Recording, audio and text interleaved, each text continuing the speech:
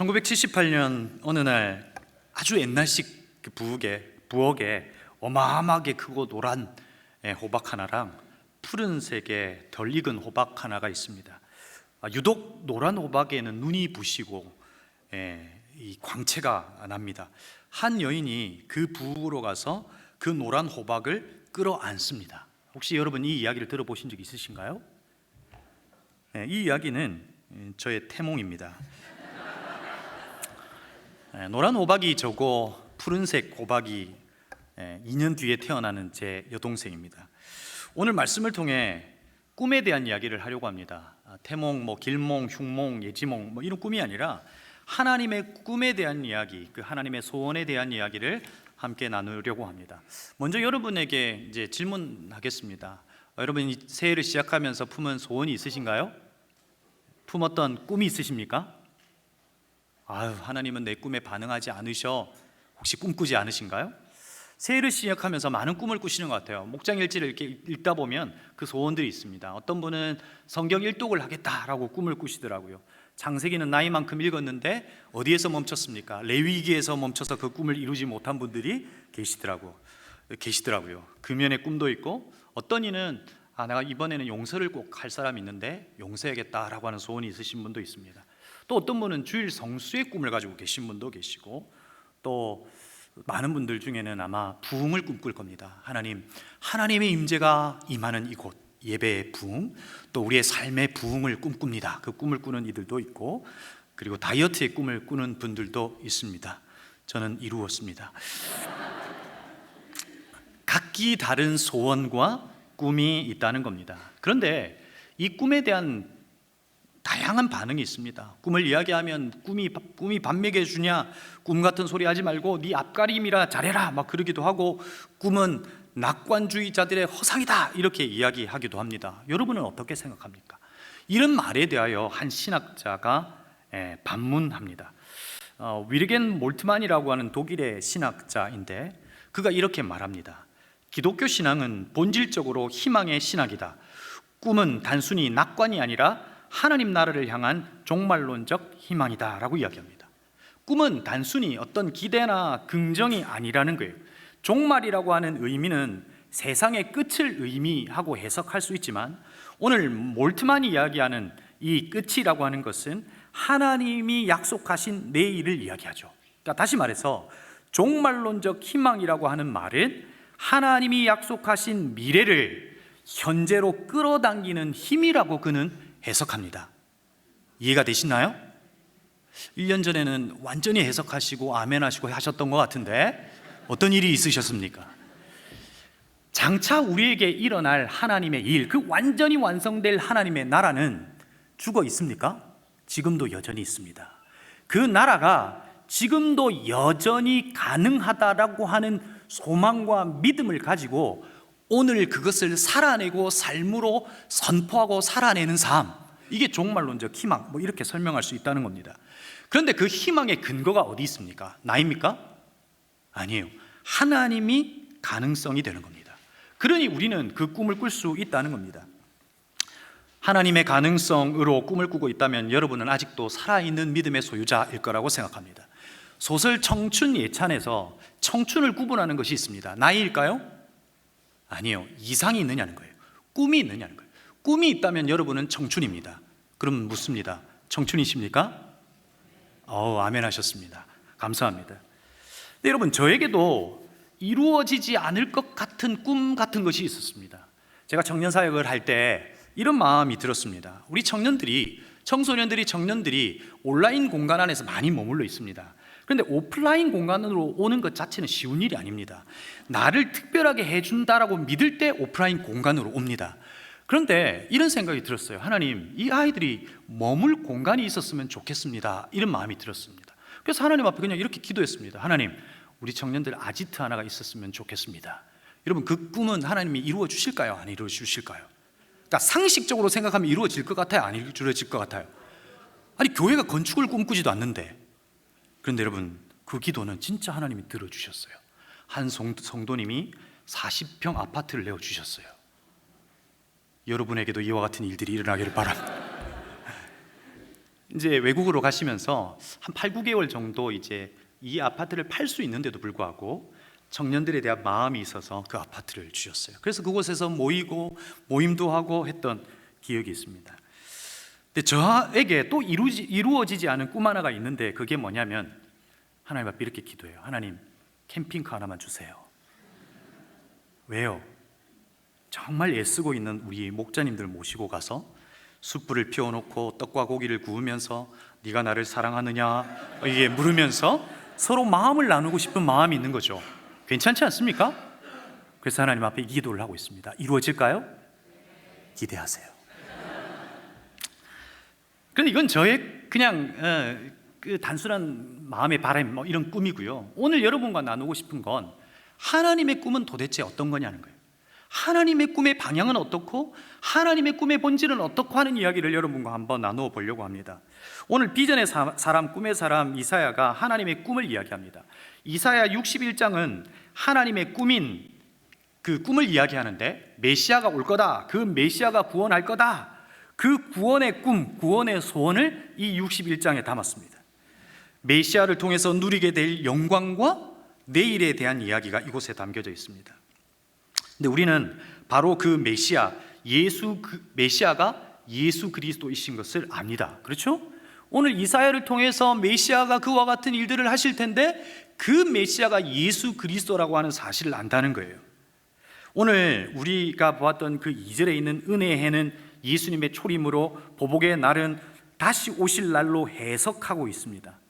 다시 말해 하나님의 그 완전한 구원의 꿈은 예수 그리스도의 오심, 그리고 죽으심, 부활하심으로 이루어졌고 다시 오심으로 완전히 이루어질 겁니다. 믿으시죠?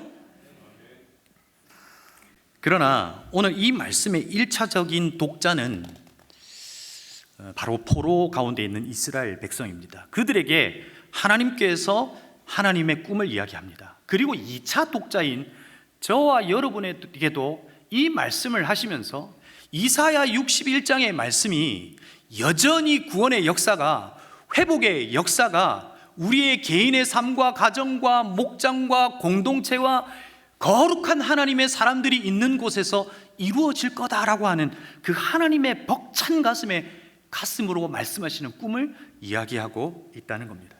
그런데 당시에 절망 가운데 있었던 이 포로의 가운데 있었던 이스라엘 백성들이 이 말을 들을 때 어떤 마음이 들었을까요? 여러분, 가끔씩 여러분들의 어려움을 이야기하면 목사님들이 이렇게 이야기하죠. 성도님, 기도하면 됩니다. 그럼 여러분 마음으로 어떻게 이야기해요? 헐. 근데 그게 사실 진실인데, 오늘 하나님께서 이스라엘 백성들에게 소망을 이야기하고 꿈을 이야기하지만 이스라엘 백성들은 이런 마음이 들었을 겁니다. 이것은 낙관주의자의 어떤 허황된 이야기다, 이건 이루어질 수 없는 이야기다 라고 하는 생각을 했을지도 모릅니다. 그런데 우리는 알아요. 이루어졌어요? 안 이루어졌어요? 이루어졌어요. 이미 이루어진 역사를 오늘 61장을 보면서 우리는 보고 있는 겁니다. 하나님께서 포로 가운데 있었던 이스라엘 백성들을 건지셨습니다. 이사야 61장을 말씀하시는 그 구원의 역사가 메시아를 통해서 이루어질 거라고 하는 그 사실이 이루어졌습니다. 2600년이 흘러 예수 그리스도를 이 땅 가운데 보내시고 우리가 받아야 될 그 심판을 예수 그리스도께서 온 몸으로 받으시고 우리의 대속제물이 되어주심으로 오늘 하나님께서 꿈꾸셨던 61장의 꿈은 이루어졌어요. 그 꿈의 혜택을 우리 모두는 보고 있고 여러분들이 이곳에서 예배하고 있는 거예요. 그런데 성경 전체에서 볼 때 하나님의 꿈이 어떤 형태로 우리에게 설명되고 있냐면, 하나님께서 우리에게 약속하신 어떤 언약, 혹은 하나님께서 우리에게 명령하시는 그 명령 속에서 우리는 그 명령을 받아들일 때 하나님 좀 부담됩니다. 그러지 않습니까? 영혼 구원하여 제자 삼으라 그러잖아요. 하나님 부담돼요.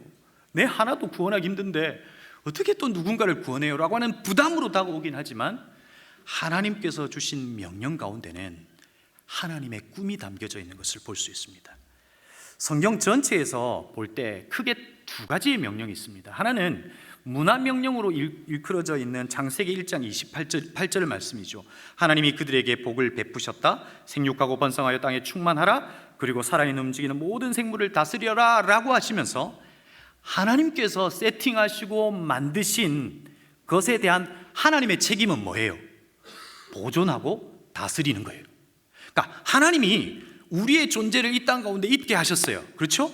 그 있음을 결정하셨다면 그 하나님의 책임은 저와 여러분을 보존하시고 다스리실 거예요. 아멘이세요? 그러니까 안 망한다고요. 그런데 그 일을, 그 왕의 권한을 오늘 우리에게도 주심으로 그 일을 감당해 달라는 거예요.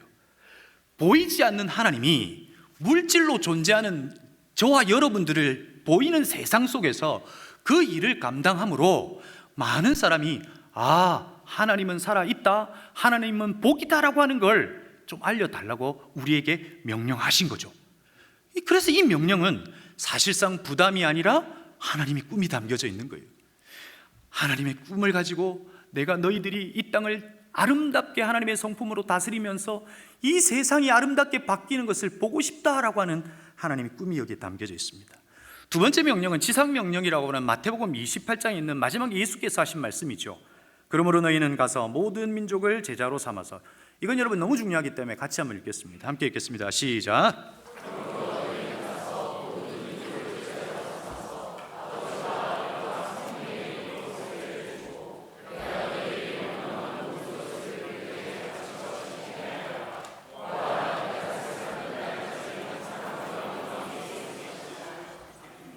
아멘.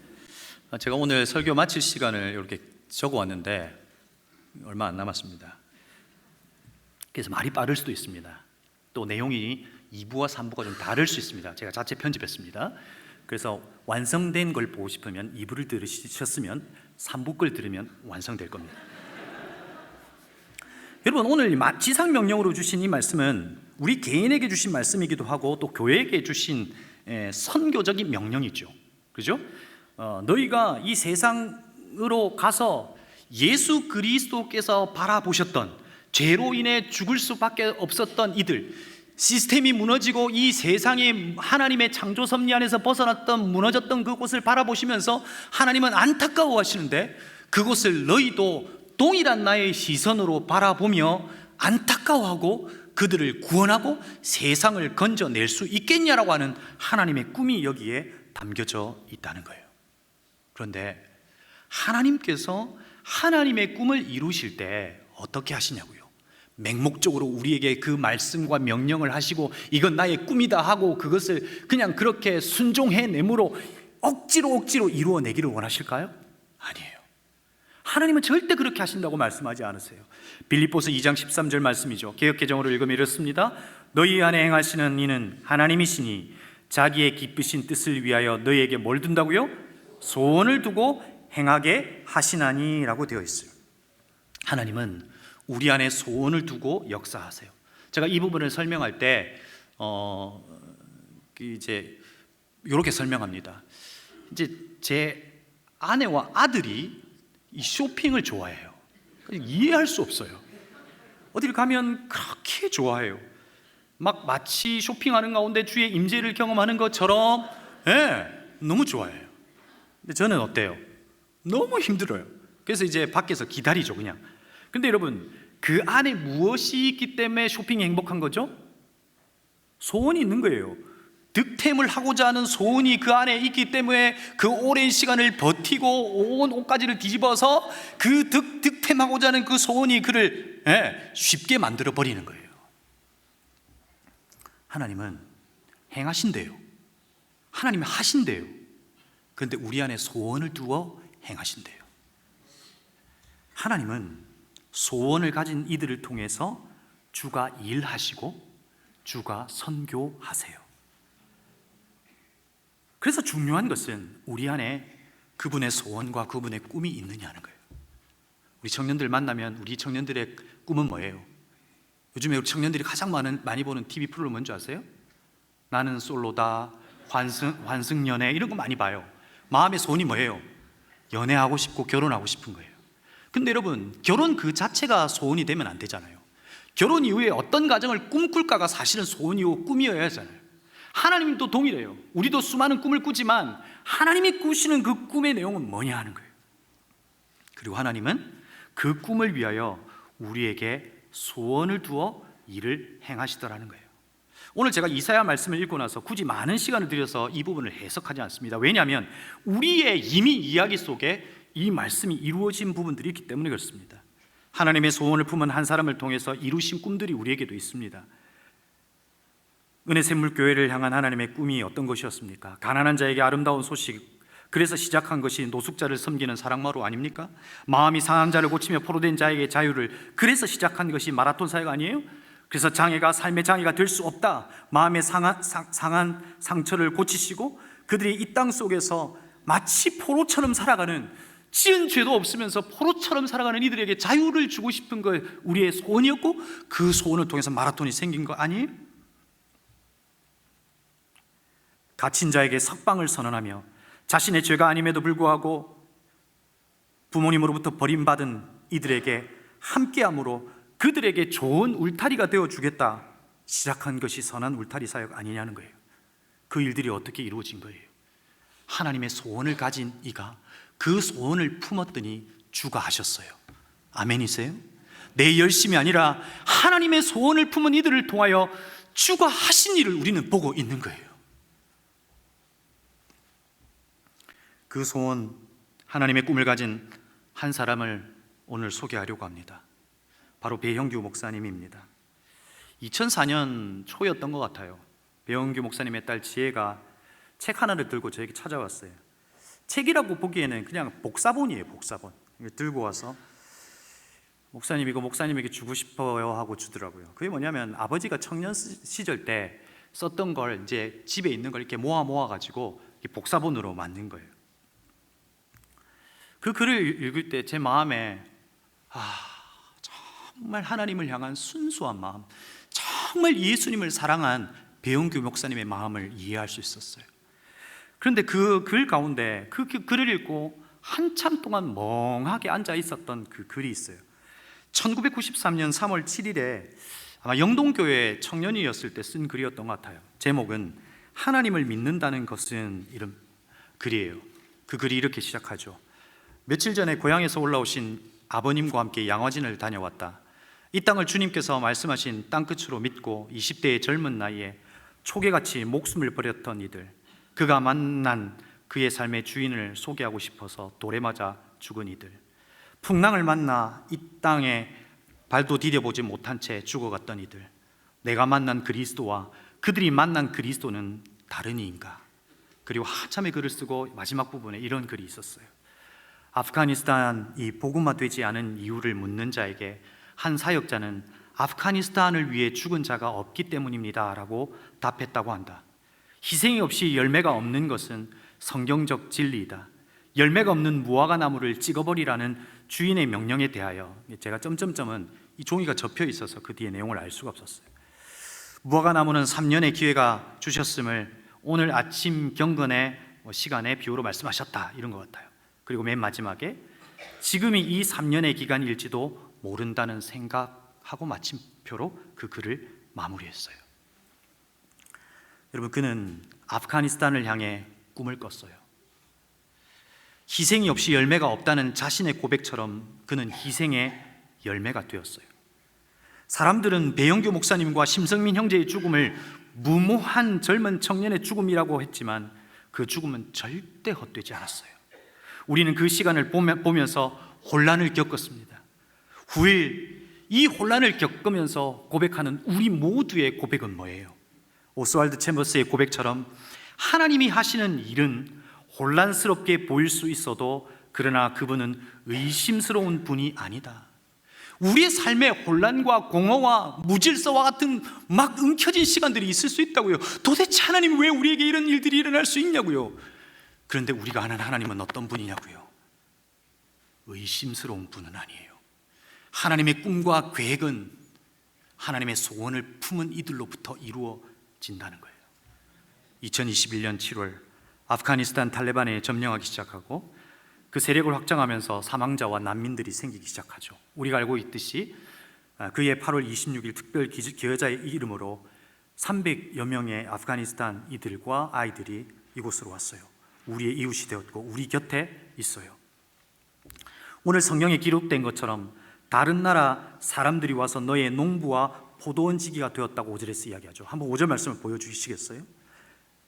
낯선 사람들이 나서서 너희 양떼를 먹이며 다른 나라 사람들이 와서 너희의 농부와 포도원지기가 될 것이다. 여러분, 이 말씀이 이루어졌어요? 안 이루어졌어요? 이루어졌어요. 그 한 사람의 품은 소원과 그의 희생의 열매는 분명히 하나님의 때에 하나님이 이루고 계신 것을 우리가 보고 있는 거예요. 그런데 여러분, 하나님의 더 큰 꿈이 있어요. 9절 말씀이에요. 그들의 자손이 열방에 알려지며 그들의 자손이 만민 가운데 알려질 것이다. 그들을 보는 사람마다 그들이 나 주의 복을 받은 자손임을 인정할 것이다. 그들은 지금 나그네로 이 땅 가운데 있지만 그들과 그들의 자손이 이곳에서 복음을 듣고 예수 그리스도를 믿고 예수 그리스도가 복이 될 때 언젠가 그 땅에 있는 이들을 바라보며 그들의 인생을 실패한 인생이라고 말하지 않고 주의 복을 받은 자손임을 인정할 때가 올 것이라고 저는 확신합니다. 그런데 여러분, 그 소원을 품은 사람이 없어요. 이제 배영교 목사님 없어요. 심성민 형제가 없어요. 어떻게 해요? 그런데 하나님께서 이루신 생명의 이야기는 남아있어요. 이제 그 이야기가 우리와 연결되어서 오늘의 삶에 새롭게 해석되고 우리 교회를 통해서 이루어가야 될 남은 하나님의 꿈이라고 생각해요. 팀 켈러는 우리의 삶에 주어진 이 사명들을 퍼즐이라고 하는 것으로 이야기해요. 우리 모두에게 퍼즐 하나가 주어졌다는 거예요. 퍼즐 하나를 보면 이해를 못해요. 왜 이것이 나에게 주어졌을까? 이해 못하잖아요. 완성된 그림을 빨리 보고 싶잖아요.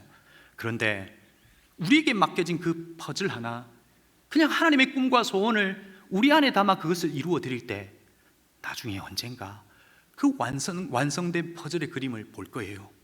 배영교 목사님과 함께 볼 거예요. 나에게 이 꿈이 있었다. 이사야 61장 이루고 싶어하는 그 꿈이 있었다. 사랑하는 성도 여러분, 다시 묻습니다. 올 한 해 여러분 하나님의 꿈이 있으신가요? 우리 안에 불어닥치는 수많은 일들이 있습니다. 자식의 문제, 남편의 문제, 아내의 문제, 여러 가지 사건과 상황들의 변화. 제가 목장 일지를 보니까요, 우리 목장님이 정말 대단하세요. 이들의 인생의 수많은 짐들을 끌어안고 함께 기도하고 있는 이들을 보면서, 그리고 집안에 문제 없는 분들이 없더라고요. 제가 여기서 보면요, 여러분 꽤 괜찮으신 분들 같아요. 근데 여러분 문제가 왜 그렇게 많아요? 어떻게 하실 거예요? 그런데 여러분 걱정하지 마세요. 하나님께서 그 문제 가운데 하나님의 소원과 꿈과 마음을 주어 그것을 소원으로 품고 기도할 때 하나님은 그 문제를 바꾸어 나 살아있다, 나 너의 하나님이다, 넌 나의 백성이고 나의 자녀이라고 하는 것을 하나님의 때에 증명해 보이실 거예요. 그 꿈이 저와 여러분에게 있기를 주의 이름으로 축복합니다. 저희 이야기를 하고 말씀을 마무리하려고 합니다. 새벽 기도 때도 한번 이야기했습니다. 저도 안식년을 시작하면서 한 2달 너무 힘들었습니다. 뭔가 일을 하면서 살아왔던 사람이 멈추니까요, 불안해지기 시작해요. 제가 그 불안한 감정을 다 글로 적기도 했는데 막 불안해요. 그냥 그만하고 내 교회 돌아갈까 이 생각도 들고 그럴 수는 없었지만, 그런데 그 불안 가운데 갑자기 눈물을 흘리기도 하고, 그게 갱년기인가? 그런 불안함 속에서, 그 혼란 속에서 오히려 하나님은 명확하게 보이게 하는 것이 있었어요. 저와 저의 아내를 예배의 자리로 초대하셨어요. 매일 아침 월화수목금토 6일을 기도하고 예배하는 길을 시작했어요. 그 하나님 안으로 들어갔더니 어떤 일이 있어요? 하나님이 나를 이해시키시고 해석시키시는 것들이 있더라고요. 내가 몰랐던 나를 해석시키셔서 다시금 눈물로 나를 이해하는 시간이 되었어요. 그리고 났더니 하나님이 내 안에 주시는 소원 하나하나들을 보여주기 시작해요. 그 하나하나를 순종하기 시작했는데 여러분에게 다 말할 수 없는 놀라운 일들이 있었어요. 그중 하나가 아버지예요. 전 아버지 싫어해요. 저에게 상처를 많이 준 사람이거든요. 노력하려고 해도 안 되는 게 있더라고요. 근데 아버지에 대한 마음을 주셨어요. 아버지가 허리가 불편하셔서 인천에 올라오셨는데 제가 태우고 왔어요. 그리고 병원까지 갔어요. 입원을 시키고 돌아오는 길 그냥 터지고 말았어요. 그렇게 눈물이 나더라고요. 아버지가 이런 상태인지 난 몰랐는데 주님 어떡합니까? 왜냐하면 원망했던 시간이 너무 아까운 거예요. 얼마 남지 않은 시간, 근데 원망하며 살았던 그 시간이 너무 아까운 거예요. 그리고 다시 예배의 자리로 갔어요. 하나님이 소원은 있으시더라고요. 회복하기를 원하시는 소원. 그때 어머니께서 하셨던 말이 기억이 났어요. 아들하고 여행 가고 싶다. 제가 사역 시작하면서 그러고 보니까 여행을 한 번도 간 적이 없어요. 2박 3일 여행을 갔어요. 순천과 여수를 갔고, 둘째 날 밤에 아버지에게 또 하나님의 주신 마음을 순종한 거예요. 아버지 기도해 주세요. 안수 기도해 주세요. 그럴 때 질서가 회복될 것 같아요. 아버지도 어머니도 우리 모두도 서로의 그 불편했던 마음들을 용서를 구하고 아버지에게 머리를 밀었어요. 그랬더니 아버지가 말씀하시더라고요. 집사가 목사한테 안수할 수 있나? 그래도 밀었습니다. 기도 받고 저도 아버지의 손을 꼭 붙잡고 기도해 드렸어요. 하나님, 이들의 인생이 하나님을 기대하게 해주시고 하나님으로 빛나는 인생이 되게 해주십시오. 여러분, 예배 안으로 들어갔더니 하나님이 나를 선교하셨고, 예배 안으로 들어갔더니 하나님이 하나님의 꿈을 보여주셨고, 하나님의 꿈은 회복이에요. 생명이에요. 다시금 원래의 상태로 돌아놓는 거예요. 지금껏 애쓰고 힘쓰고 노력했잖아요. 안 됐잖아요.